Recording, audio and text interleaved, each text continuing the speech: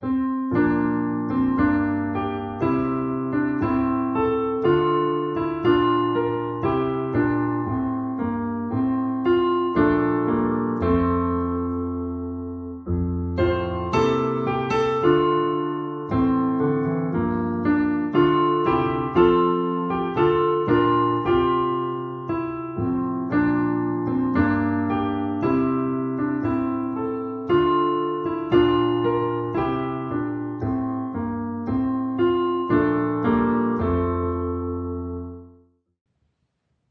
beautiful quilt hangs on the wall in my home office, where I now spend so much of my time, including taping many of my recordings. It was made by Unitarian Universalist Jennifer Centric, then a member of the First UU Church of Youngstown, Ohio, where I served as minister. I hung it up early in the pandemic when I realized that little office would be the place where I would spend most of my days. The quilt brings me joy. The cacophony of rainbow colors signify welcome and inclusion. Each triangle brings its own bright beauty, a celebration of the individuality of each person. And there's a whimsical line of stitching that runs throughout and along the quilt's border, bringing a feeling of playfulness and the joy that is present in belonging. As a whole, the quilt reminds me of how we are all stitched together, an expression of our fundamental interdependence. If there's one thing the last 2 years of pandemic have taught us, it's the reality of our inescapable interconnectedness. Experiencing wave after wave of COVID-19 spreading quickly across the globe reminds us that our lives are inextricably woven together. Early in the pandemic, we learned to wear masks, understanding that I wear my mask to protect you, and you wear your mask to protect me. We rely on one another, and we can act to protect one another, or our actions can put each other at more risk.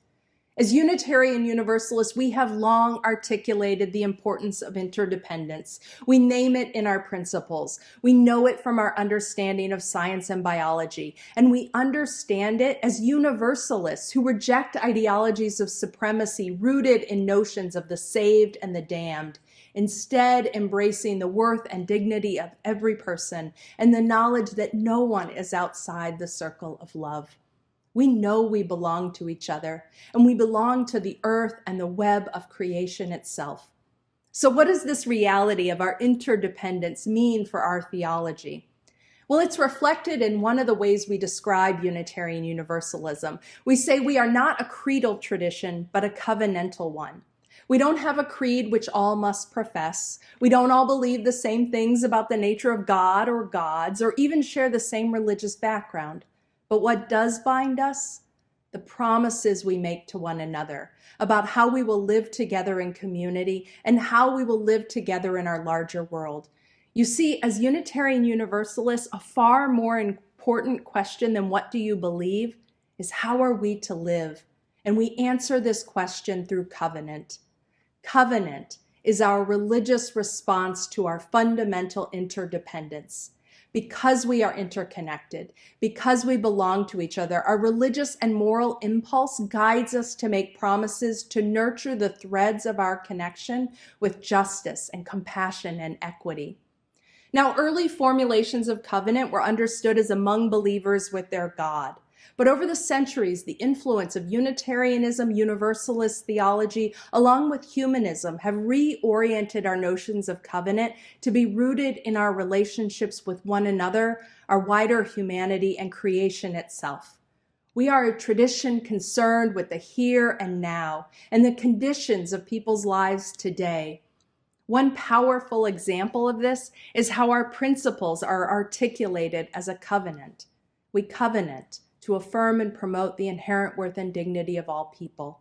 We covenant to create practices that nurture justice and abiding compassion into the fabric of human relations. We covenant to join our efforts to work for a world where the web of life is infused with peace, justice, and equity, such that all people can thrive in their wholeness. The Universalists called this aspiration the kingdom of God. Today, we call it the beloved community. Covenant is a centerpiece of our theology because it calls us to practice and live our deepest values and the greatest aspirations we have for ourselves, humanity, and our world. Now, it's not about checking boxes and getting everything right. It's deeply spiritual work. It requires humility, listening, forgiveness, and open-heartedness. Because we are human, we don't live our promises perfectly. But covenant teaches us how to seek forgiveness from one another and ourselves, and it teaches us how to heal and come back together. Covenants are life-affirming and life-saving because the truth is we need each other. We hold each other's well-being in our hands and in our actions, and this is not a burden, but an incomparable gift. It's why we love. It's why we create enduring friendships. It's why someone's art can stir another's heart. It's why we gather in religious community and are deeply held and changed by its presence in our lives. Just like that quilt that hangs in my office, our UU principles reflect our fundamental interdependence and the role that covenant plays as a North Star, a guide for how we live and our commitments. Now let us sing, sing, sing, sing. Now let us sing, sing, sing, sing. Now let us sing, sing, sing, sing. Now let us sing, sing, sing, sing. Lift up your voice, be not afraid. Now let us sing to the power of the faith within. Now let us sing, sing, sing, sing. Now let us sing, sing, sing, sing. Lift up your voice, be not afraid. Now let us sing to the power of the hope within. Now let us sing, sing, sing, sing. Now let us sing, sing, sing, sing. Lift up your voice, be not afraid. Now let us sing to the power of the love within. Now let us sing, sing, sing, sing. Now let us sing, sing, sing. Lift up your voice, be not afraid. Now let us sing to the power of the joy within. This we know. We belong to each other. In 1963, the Reverend Dr. Martin Luther King Jr. articulated this truth from a narrow cell in Birmingham, Alabama. In his now famous Letter from a Birmingham Jail, King shared his sense of disappointment with white, moderate clergy who condemned the tactics of nonviolent direct action to confront the racist police violence, segregation, and Jim Crow laws of Birmingham. In that letter, King called us all to a deeper knowing of our interdependence, writing, "We are caught in an inescapable network of mutuality, tied in a single garment of destiny. Whatever affects one directly affects all indirectly." King offered this soaring image along the backdrop of lament, frustration, and disappointment at the clergy who preach the values of equality, but in the moment of need and opportunity for real and material change in the lives of Black Americans, condemned King. I imagine on a personal level that all of us know this feeling of disappointment and anger at being let down by those who you thought were with you and would show up alongside you in your moment of need. It's painful. And right now, we are all experiencing layers of this deep personal, social, and collective lament. As a religious community, we know these things to be true, that no one is outside the circle of love, that every person has worth and dignity, that love and compassion are the foundation for the world we need.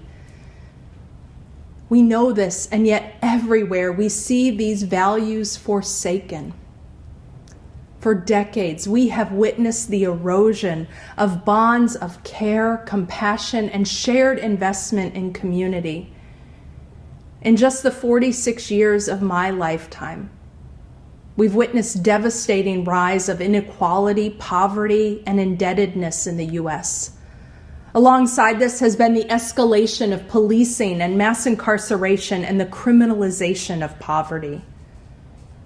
For more than a decade, we've witnessed the explicit political embrace on the right of dehumanizing and divisive rhetoric and policy rooted in racism, xenophobia, patriarchy, homophobia, transphobia, ableism, anti-Semitism, and Islamophobia.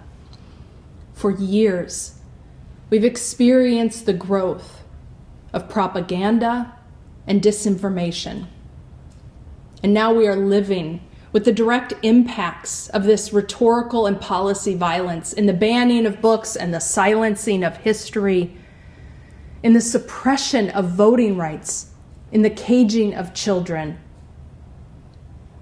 and in the vigilante violence and growing support of an authoritarian, anti-democratic, white supremacist movement in the United States. And it is against this backdrop in the US that the COVID-19 pandemic began. And repeatedly, we have lost ground as we've responded to this virus through individualism, capitalism, and nationalism. Whether it is the refusal to wear masks out of some distorted notion of individual freedom, or locking down borders in ways that betray racist assumptions, to treating essential workers as expendable, to failing repeatedly to put global vaccination ahead of profits, we continue to fail in our responsibilities to each other. We live in a web of interdependence, whether or not we wish it so. And suffering thrives where the bonds of our relationships are defined by exploitation and domination. In the US, the coronavirus has thrived along historic and systemic fissures of disparity and racism and poverty. Fissures that have long defiled our social bonds.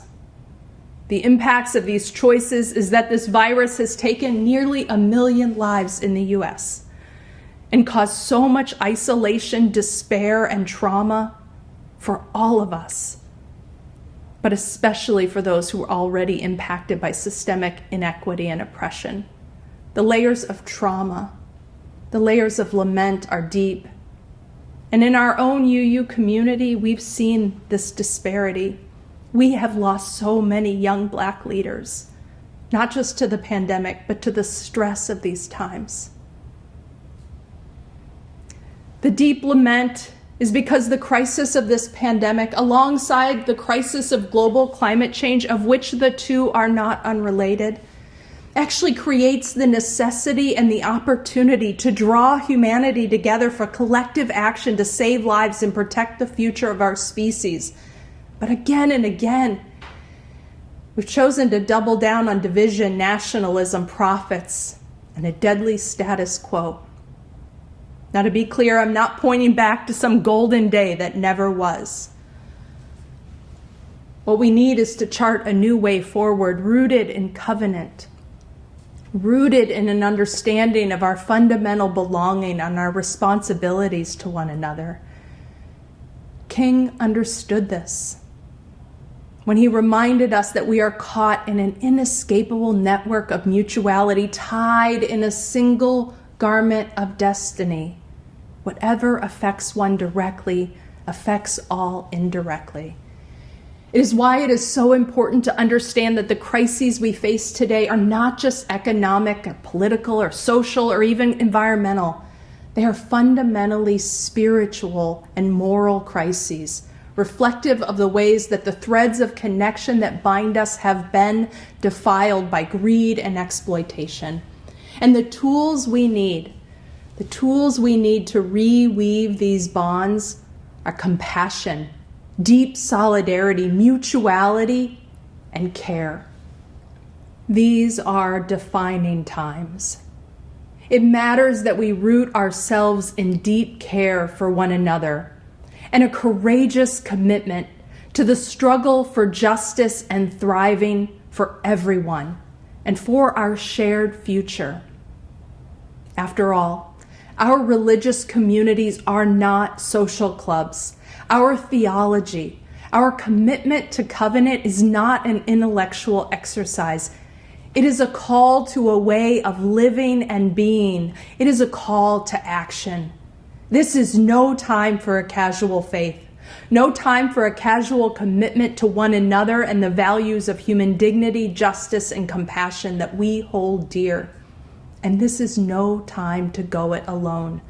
Practicing covenant reminds us that it is an act of faithfulness to continue showing up for and with one another.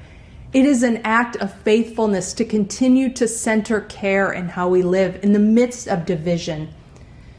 This is a time where we need greater courage and greater solidarity and a deeper commitment to the well-being of all people and all communities. We need investments that address poverty, climate change, and that invest in democracy and in human flourishing. Whenever I hear King's words, that we are tied in a single garment of destiny, I imagine humanity as a collection of brilliant stars held together across the fabric of the expansive night sky, holding promise for what can be when we understand that we belong to each other and that we share responsibility for one another. I also remember our own Universalist forebears who believed in universal salvation, but also knew that hell was something that existed here in this life, fostered by systemic injustice. And our work as a people of faith is to love the hell out of this world, to join our efforts to work for a world where the web of life is infused with care, with peace, with justice, with compassion and equity, such that all people can thrive in their wholeness. May it be so.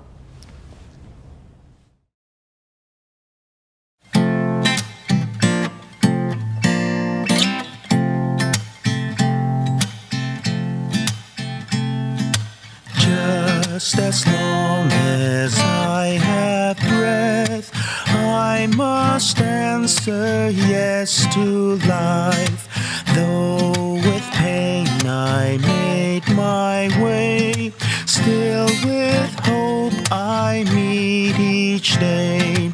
If they ask what I did well, tell them I said yes to life. Just as long as vision lasts, I must answer yes to truth. In my dream and in my dark, always that elusive spark.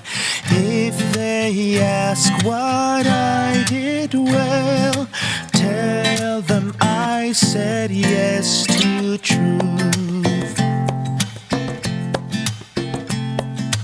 Mientras late el corazón, debo decir sí al amor. Me dolió la decepción y aún así te di el perdón. Si preguntan qué hice bien, diles dijo sí al amor. Just as long as my heart beats, I must answer yes to love. Disappointment pierced me through, still I kept on loving you. If they ask what I did best, tell them I said yes to love.